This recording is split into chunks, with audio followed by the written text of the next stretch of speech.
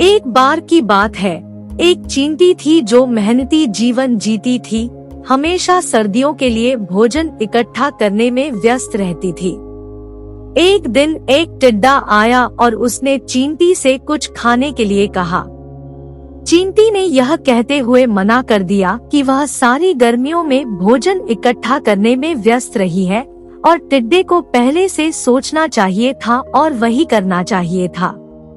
टिड्डा हंसा और गाया, गर्म मौसम का आनंद लिया और पूरे दिन खेलता रहा। सर्दी आ गई और टिड्डी ने खुद को बिना किसी भोजन या आश्रय के पाया। वह मदद के लिए चींटी के पास गया और कुछ खाने की भीख मांगी। चींटी ने टिड्डे की पहले की हंसी और आलस्य को याद करते हुए मदद करने से इनकार कर दिया। कहानी का नैतिक यह है कि भविष्य के लिए तैयार रहना और कड़ी मेहनत करना महत्वपूर्ण है, क्योंकि कड़ी मेहनत और दृढ़ता अंत में भुगतान करेगी। यह कहानी मेहनती और मितव्ययी होने के मूल्य और अपने भविष्य की जिम्मेदारी लेने के महत्व को सिखाती है।